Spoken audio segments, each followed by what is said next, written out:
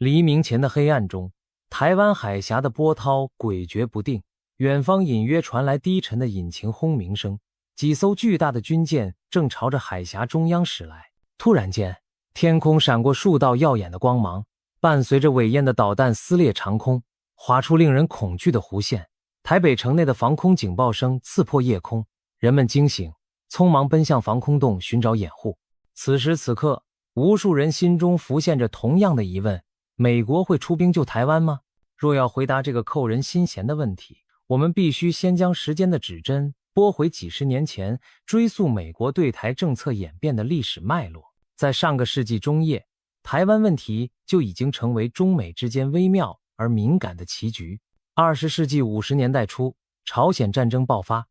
时任美国总统下令第7舰队巡弋台湾海峡，以防止中国大陆武力犯台。当时的台湾由国民政府领导，作为美国围堵共产主义阵营的重要棋子，美台之间甚至签署了共同防御条约，美军驻扎在台湾，仿佛一道护盾。那是一个美台关系紧密的年代，台湾在美国的冷战中扮演着前线堡垒的角色。然而，国际风云变幻，进入70年代，美国出于围堵苏联的需要，开始与北京接近。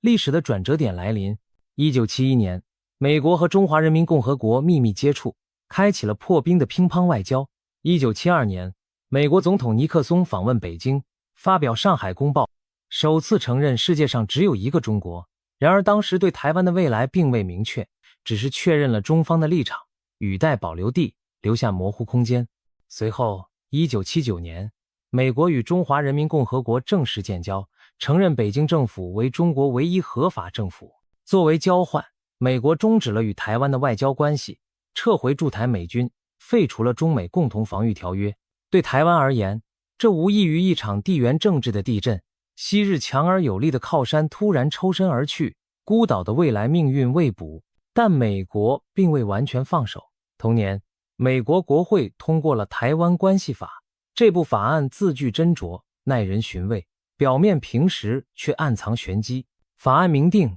美国将向台湾提供防御性武器，并维持美国自身抵抗武力改变台湾前途的能力。换言之，美国不再公开承诺一定出兵相助，但也不排除在必要时干预。自此之后的几十年里，美国对台政策一直践行着这种所谓战略模糊策略，既吓阻北京不要轻举妄动，又避免给台湾过度保障而铤而走险宣布独立。美国的盘算是在两岸之间维持一个微妙的平衡，防止战争爆发。在战略模糊的保险绳下，台海局势虽然偶有紧张，但总体维持了和平现状。比如1996年台海飞弹危机，中国大陆在台湾外海试射飞弹，美国则派出航空母舰战斗群驶入台湾附近海域，以实际行动表明不许越界的决心。那一次，美中双方都适可而止，台海风波暂时平息。然而进入21世纪20年代，情势与冷战时期已截然不同。中国在经济和军事上崛起为足以与美国分庭抗礼的强权。美国在中东常年征战后，逐渐将战略重心转向亚太，同时台湾的民主制度更加巩固，在国际上也逐渐走出阴影，提高能见度。在这种新局势下，战略模糊受到前所未有的挑战。美国国内开始出现要求对台湾提供更明确安全保证的声音，认为唯有战略清晰，公开表明美国将防卫台湾，才能有效吓阻北京动武。尤其当2022年俄罗斯入侵乌克兰后，美国与盟友固然对乌克兰给予强大军事支援，却始终避免与俄军直接交火。这种有所克制的介入模式，让一些人担忧，如果北京仿效莫斯科孤注一掷，美国是否也会对台湾只援不战呢？于是从华盛顿智库到国会山庄，激辩着美国该继续模糊下去，还是改走清晰路线。然而，每当有人建议改变政策，美国政府高层往往犹豫再三，这关乎战争与和平的天平，一旦严重倾斜，或许就无法轻易回头。无论模糊还是清晰，美国对台湾的承诺从未明文写死，留下的正是日后灵活调整的空间。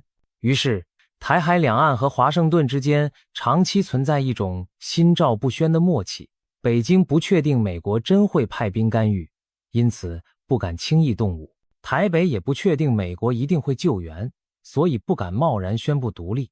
这种谁也不清楚对方底牌的局面，竟意外地维持了数十年的脆弱和平。只是和平表层下暗流涌动，各方都在为最坏的情况悄然准备。进入21世纪中叶，中美之间的竞争态势日趋明朗。中国视美国为阻挠其崛起和统一大业的最大障碍，美国则将中国崛起看作对自身全球领导地位的最严峻挑战。在这场地缘政治的博弈中，台湾成了无法回避的焦点。为何台湾这座岛屿如此重要？从地理上看，台湾位处第一岛链的中心枢纽。对北京而言，统一台湾不仅是民族复兴的象征，更能打开通往西太平洋的大门，把美国势力推离其沿海门户。台湾宛如一艘不沉的航空母舰，横亘在中国大陆与太平洋之间。如果拿下台湾，解放军舰艇和潜艇将可以自由出入太平洋腹地，进一步威胁到关岛甚至夏威夷的安全。同时，失去台湾将使美国在西太平洋的防线出现致命裂口，连锁影响日本和菲律宾等盟友的安全。所以，从战略角度看，台湾是中美博弈中谁也不愿让出的关键棋子。除了地缘军事位置，台湾还拥有另一层战略价值，那就是科技与经济。这里孕育了全球顶尖的半导体产业，被誉为硅盾。全世界超过1半的先进芯片由台湾生产，台积电等企业在国际科技供应链中不可或缺。如此一来，台湾的安危不仅关乎民主价值和地缘版图，更牵动着全球经济的命脉。若台海生变，不但亚太局势将剧烈动荡，从智慧手机到汽车乃至各国工业都可能因芯片断供而陷入瘫痪。也因此，维持台海和平其实是国际社会共同的利益所在。当然，上述多是国家利益的视角，而生活在这块土地上的2300万台湾人民，他们的命运与未来更是整场博弈的核心所在。对台湾人而言，他们在自己家园孕育了自由民主的社会，不希望被大国角力碾碎，也不愿自己的未来由外部势力决定。在数十年的和平发展中，台湾早已不再是冷战时期那个威权戒严的孤岛，而是一个充满活力、拥抱多元价值的开放社会。台湾人民对前途的期许很简单，也很不容易，继续以自己的方式生活，决定自己的领导人，保持实质的自主与自由。不论北京统一的诉求多么响亮，台湾大多数民众对被解放毫无兴趣。这种民心的距离使两岸和平统一的希望日趋渺茫，也让北京对武力解决选项愈发蠢蠢欲动。于是，台海问题上形成了耐人寻味的三方心理博弈。北京在算计着何时把武统付诸行动，在此之前能否先吓阻美国不敢插手。台北则祈祷危机永远不要来临，同时加紧自我防卫，期盼在真正危急时美国会信守道义站出来。华盛顿则小心翼翼地走钢索，一边增强印太军事部署防范中国冒进，一边避免刺激北京过度反应，还得安抚台湾不要鲁莽挑衅。三方各打算盘，使得台海局势虽紧张，却长期维持一种诡谲的稳定。战争看似遥远，但又似乎随时可能被某个误判点燃。现在我们把焦点转向双方军事实力的对比上，毕竟任何战争的结果很大程度取决于实力消长和临场发挥。经过几十年的军费投入和现代化，中国人民解放军的实力已非无下阿蒙。中国拥有世界上规模最大的常备军队和迅速壮大的海军舰队。解放军海军近年来下水的新型驱逐舰和巡防舰数量惊人，它甚至打造了航空母舰战斗群，军也拥有先进的歼击机群和愈发远程化的打击能力。火箭军部署着大量中程弹道导弹和巡航导弹，可以精确打击区域内的目标。中国庞大的军事工业体系使其具备持续作战和补给的能力，更不要提它还拥有核武力量作为最终威慑。反观台湾，毕竟只是个2000多万人口的岛屿，其国防人力和预算远远无法与中国大陆相提并论。台湾的空军和海军装备主要依赖美国供应，质量虽高，但数量有限，在战机、军舰等主战装备上处于绝对劣势。此外，台湾因多年享受和平红利，兵役制度数度缩短，整体军事动员能量也备受质疑。然而，以小博大从来不是不可能。台湾拥有地利优势，一道天然屏障般的台湾海峡和本岛崎岖的山地地形，还有决心死守家园的军民士气，以及近年强调发展的不对称战力，反舰飞弹、机动防空导弹、布雷艇和水雷等，都是台湾用来延迟和重创登陆部队的利器。若真有战事爆发，台湾不求能与对岸硬碰硬决战于野，而是力图撑到外援抵达，或者令对手付出难以承受的代价。真的到了兵戎相见之时，战争样态可能多种多样。北京或许会选择出其不意，以压倒性火力在开战初期瘫痪台湾的指挥系统与防空力量，为后续登陆开路；也可能采取封锁战术，不急于全面登陆，而是以海空封锁切断台湾的补给线，迫使其慢慢窒息就范。无论哪种方案，解放军都势必要冒巨大的风险。攻岛作战被视为现代军事行动中最复杂困难的一种，需要绝对的制空制海权、庞大的登陆舰队和长时间跨海投送补给的能力。台湾海峡约莫100多公里的宽度，看似近在咫尺，却可能成为埋葬无数士兵的天堑。如果首波攻击未能让台湾丧失抵抗能力，那接下来的登陆部队将面临极其血腥的滩头战。历史上诸如诺曼底登陆、硫磺岛战役的惨烈，都昭示着跨海夺岛之难。北京若下此决心，必然也预料到可能伤亡惨重。另一方面，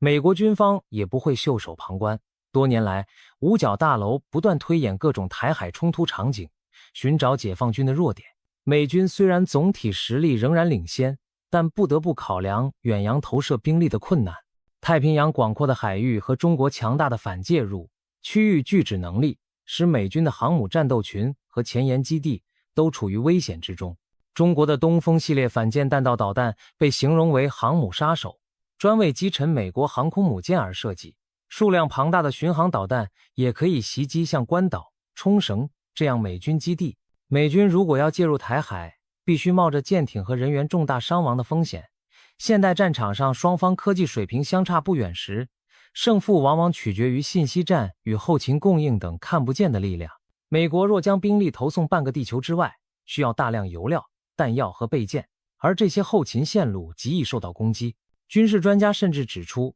对手不需要击沉每一艘航母，只要毁坏加油船、炸毁前线燃料库，就能让现代化军队陷入无弹可发、无油可用的困境。美国深知这些弱点，所以近年积极联合盟友在亚太地区预先囤积物资，分散部署，以增强战时韧性。综上，台海双方军事实力悬殊，但战争从来不是简单的纸面数字比拼。在决定性的意志较量和瞬息万变的战场态势下，弱者未必没有一搏之力，强者也不敢言稳操胜券。正因如此，各方在考虑是否开战时，内心都在天平两端反复权衡胜算与代价。一旦踏出第一步，就再也没有轻易的回头路。如此高风险的潜在冲突逼出了我们最初的疑问：美国究竟会不会出兵？要回答这个问题，我们不妨站在华盛顿决策者的角度，看看支持和反对军事介入的理由各有什么。一方面，美国有强烈的动机介入，从战略利益上看，捍卫台湾等于捍卫美国在亚太的领导地位和可信度。冷战以来，美国以盟友和伙伴网络构筑了环太平洋的安全架构。如果眼睁睁看着台湾被武力吞并而袖手旁观，那亚太其他盟友如日本、韩国、菲律宾，甚至远在欧洲的北约国家，都会对美国的安全承诺产生动摇。美国苦心经营的同盟体系将受到毁灭性打击。此外，台湾作为民主阵营的一员，其存亡被视为自由世界与专制扩张对决的试金石。今日美国若坐视台湾沦陷，无异于向全球宣示，民主盟友遭受侵略时，美国不愿挺身相助，这将极大助长集权国家的气焰。纯粹从国家利益考量，台湾落入北京之手意味着中国突破第一岛链，美军在西太平洋的防御纵深被压缩，关岛和夏威夷的前沿地位更孤立危险，美国本土乃至国际海上航运都可能面临更大威胁。因此，不论是为了维护世界秩序的公义，还是出于现实的权力均衡，美国都有理由不能让台湾就此陷落。但另一方面，反对介入的考量同样沉重。首先便是与中国直接爆发大国战争的可怕风险。中国不是当年的伊拉克或南斯拉夫，而是一个拥有核武与强大军力的超级大国。美中两军真刀真枪的交火，几乎可以想见将造成美军数十年未曾见过的重大伤亡。美国民众与国会是否准备承担这样的代价？毕竟台湾问题虽重大，对美国而言终究不是本土领土遭侵略。一场远在西太平洋的小岛战争很难比得上珍珠港事件或911袭击那样直接激起美国公众的义愤。美国社会历经阿富汗与伊拉克漫长战争的疲惫后，对另一场海外冲突兴趣缺是可以预期的。如果轻率开战而后陷入泥淖，政治领袖将面临巨大的国内压力。此外，美国与中国经济高度交织，一旦开战，双方经贸联系势将断裂，大宗商品价格飞涨，全球供应链大乱，美国自身经济也难免遭受严重冲击。简言之，对美国决策者而言，出兵救台不仅意味着战场上的殊死较量，还意味着必须承担国内外一连串连锁反应，其难度与风险之高前所未见。许多人因此主张美国应采取较为保守的策略，比如持续对台军售，以加强台湾自卫能力，以武器和情报支援为主，尽量避免美军与解放军直接对抗。他们认为这样既可援助台湾，又降低爆发世界大战的可能。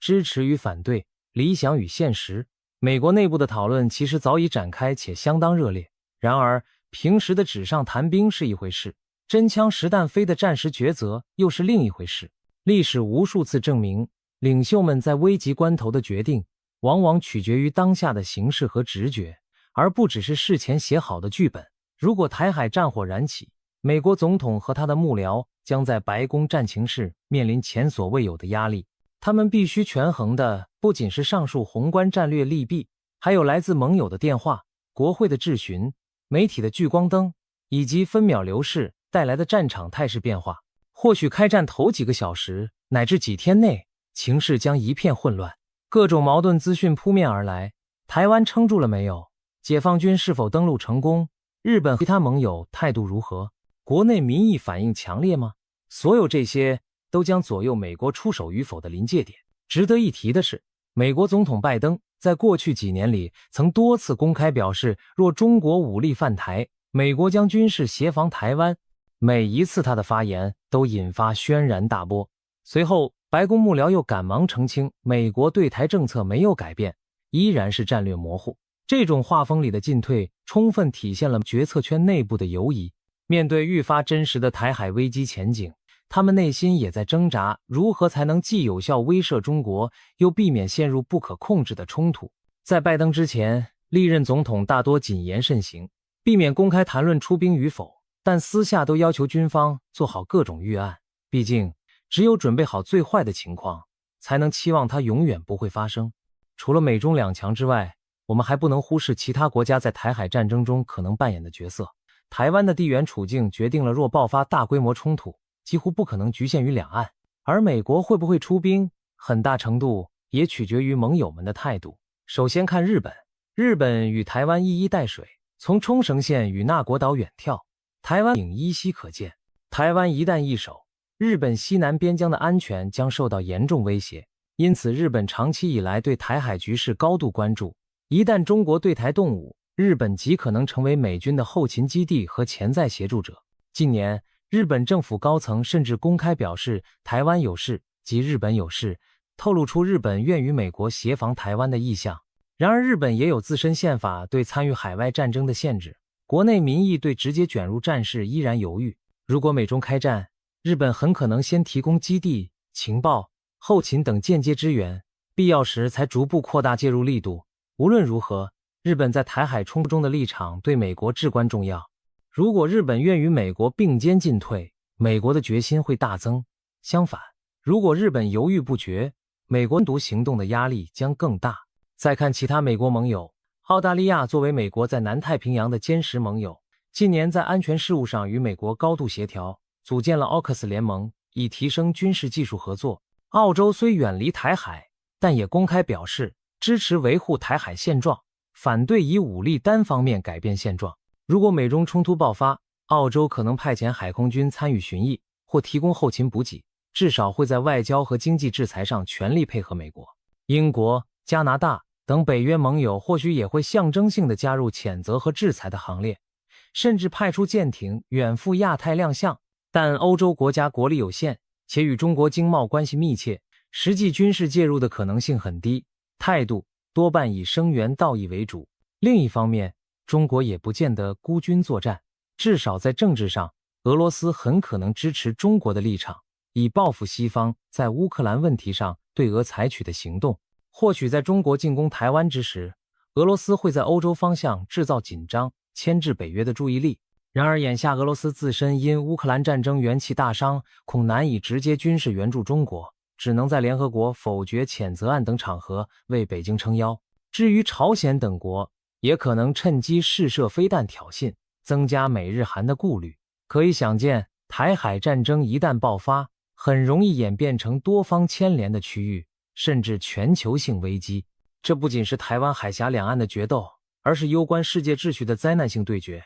稍有不慎就会引发连锁反应。某年的初夏，国际媒体频频传出台海紧张升级的报道，北京当局对台湾的一项政治动作发出严厉警告，台北则坚称不会退让。美国总统公开呼吁各方保持克制，但也私下指示驻太平洋美军提升戒备。战云在台海上空越聚越密，一场暴风雨似乎一触即发。终于，战争在黎明前爆发。正如我们开头描绘的画面，解放军数十枚飞弹如火雨般袭向台湾，全岛响起刺耳的防空警报。台湾军事设施遭受重创，西部数座空军基地的跑道被炸得满目疮痍，雷达站接连被毁。然而台湾并未束手就擒，残存的防空火力仍顽强地拦截部分来袭导弹，一些分散隐蔽的战机紧急起飞，投入空战。同时，台湾政府立刻向美国和国际社会发出紧急求援。华盛顿的深夜里灯火通明，美国总统匆忙召集高级幕僚进入战情室，透过卫星画面实时了解战况。台湾请求美国迅速军事支援的电报摆在总统面前，气氛紧张到了极点。最初几个小时，美国选择强烈谴责和警告，白宫声明严厉谴责中国的侵略行为，敦促北京立即停止军事行动。美军在西太平洋各基地进入高度戒备状态，航母战斗群也朝台湾方向机动，但尚未直接介入战斗。此时华盛顿仍抱着一线希望，希望北京在展示武力后适可而止，不要走到全面登岛那一步。然而解放军的行动没有停止，反而在加速推进。大批两栖舰船载着解放军部队正从福建沿海驶向台湾，企图趁台湾防御瘫痪之际一举登陆。台湾守军拼死阻击，在海峡中布设大量水雷，岸防飞弹也击中了一些登陆舰，但更多敌军船团依然势不可挡地逼近本岛海岸。眼见战局急转直下，美国政府内部主战与慎战两派争论白热化。就在此时，一件意外彻底改变了美国的游移。一枚来袭飞弹击中了台湾东部外海的一艘美军军舰，造成数十名美国官兵伤亡。消息传回国内，舆论哗然，总统面临巨大的出兵压力。这一刻，美国领导层再无退路，总统下令美军直接参战，协防台湾。随着命令下达，美军战机迅速从航空母舰和各基地起飞，投入台湾上空的战斗。台湾海峡上空顿时出现美中战机缠斗的惊险场面，美国海军潜艇和驱逐舰也向解放军渡海船团发射精确制导武器，炸沉多艘舰艇。解放军则立刻反击，数十枚反舰导弹和中程弹道导弹从沿海齐射，瞄准美国航母编队和日本境内的美军基地。美军防空系统全力拦截，仍有漏网之鱼突破防线。剧烈爆炸声中，一艘美军驱逐舰中弹起火，远在冲绳的美军基地停机坪也遭到打击。短短数小时内，双方都蒙受了重大损失。这是半个世纪以来两个超级大国首次直接交火，其激烈程度超出世人想象。战争进行到这一步，已经远非最初台海两岸的争端，而是攸关世界秩序的灾难性对决。随着伤亡不断增加，战事有进一步升级失控的危险，国际社会一片恐慌，担心核战阴影再次浮现。面对可能全面失控的局面，各方终于在巨大的压力下放下强硬姿态，透过外交管道寻求停火。经过艰苦的斡旋，一份脆弱的停战协议终于达成，中国同意停止进攻，并将已登陆的部队撤回，台湾则承诺维持现状而不宣告法理独立。美国和盟军也停止进一步军事行动，一场大战暂时画下句点。烟消散去后，台湾虽然幸存，但已遍体鳞伤，美日也付出了人员伤亡和军备损失的代价，中国则在国际制裁和军事挫败下元气大伤，三方均无法宣称胜利。整个亚洲局势陷入长期紧张的对峙，世界目睹了大国对抗的可怕威力。一场更大浩劫虽然暂时避免，但新的冷战铁幕正在悄然降下。然而，我们也可以想象另一种结局，如果美国没有直接出兵，情况又会如何？或许一开始美国只提供武器和外交声援，却迟迟不敢与解放军正面冲突，那么台湾将不得不孤军奋战。尽管防卫军民英勇顽强地抵抗了数周，最终仍难敌对岸铺天盖地的攻势，台北终于沦陷，台湾政府被迫宣布投降，五星红旗最终飘扬在台北的天空。战争虽然结束，但这样的胜利并不会带来真正的和平。美国因为直接出兵而在全球威信重创，盟友们对华盛顿的承诺产生怀疑，日本、韩国等国深感不安，开始考虑提升自身军备，甚至寻求核武下阻，以免步台湾后尘。国际秩序也随之巨变，一个大国以武力改变现状却未受实质阻止的先例诞生了，其他蠢蠢欲动的强权可能因此更加大胆。另一方面，中国虽以武力统一台湾，却面临沉重的代价，持续的岛内反抗和国际制裁让他疲于应对，在国际上长期被警惕和孤立。美国痛失一位重要伙伴，不得不重新评估自身在亚太的战略部署，试图挽回影响力。由此可见，美国是否出兵并没有简单答案，最重要的是尽全力让这场灾难不要发生。历史往往掌握在决策者一念之间，也许在危头各方都退一步，战争就能避免。想象如果北京暂缓动武，台北克制不踩红线，华盛顿严密威慑却不刺激对方，那么紧张或许可以缓解。这样平淡无奇的结果虽缺乏戏剧性，却是人类能盼望的最佳结局。没有开战的胜利才是最大的胜利，而这场危机本身也为人类文明提供了深刻的启示。首先，它提醒着我们，大国竞争的悲剧潜能依旧存在。冷战结束后，许多人以为世界将不再有你死我活的强权对抗，但现实无情地告诉我们，历史或许到终点，大国因利益和意识形态分歧而兵戎相见的危险依然盘桓，而且在核武时代，这种冲突的风险会更加不可想象。台海若爆发战争，将是核子时代以来人类第二次面临全面灭顶危机，仅次于1962年古巴飞弹危机。我们是否能跨越这道历史考验，将决定未来世纪人类文明的走向。其次，台湾问题让我们反思战争与和平的代价。历史上无数次战火吞噬文明成果，每一次战后人们都发誓不再来了，可过不多久，新的战争阴云又悄然聚集。科技越进步，武器杀伤力越强，而人性的弱点却未见减少半分。21世纪的今天，一场局部冲突都可能通过经济全球化的纽带牵连全世界，更何况超级大国之间的对抗。没有任何国家能在这样的战争中独善其身，也不存在真正的赢家。一旦战争开打，我们习以为常的现代生活都可能顷刻间支离破碎。也许正因为如此，现在拥有克制与智慧，寻求和平解决方案，是各方领袖最难能可贵的品质。最后，台海局势昭示出维护国际规则的重要性。如果强权可以任意以武力夺取邻邦，那么战后建立的以规则为基础的秩序将荡然无存。今日的台湾可能变成明日的某个其他弱小地区，人类社会辛苦建立的和平机制和合作框架会崩解回到丛林法则。然而相反地，如果国际社会能在危机中团结一致，阻止侵略行为得逞，也许能为未来树立一个典范。即便大国之间也必须慎重对待战争，以对话和妥协寻找出路，而非刀剑相向。在这个意义上，台海问题不仅关乎一座岛屿的归属，更是对人类文明成熟度的一次大考。在2025年5月的此刻，我们探讨台海战争倘若爆发，美国会出兵救台湾吗？这个令人揪心的问题，并非为了渲染末日情绪，而是为了更清醒地认识现实，珍惜和平的可贵。未来的剧本由当下的我们共同书写。台海之间的波澜也许将持续，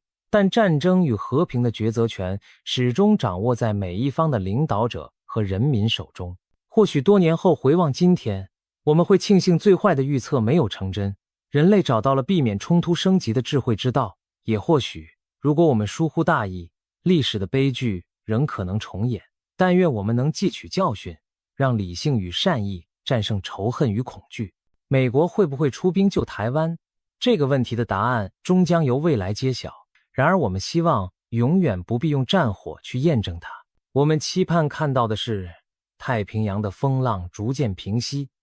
各方在紧张对峙后重新回到对话的轨道。毕竟在文明的天平上，每一次避免战争的选择都是在为人类争取宝贵的未来。让这场可能毁灭亚太的战争永远停留在假想的剧本中，成为人类理性最终胜利的见证。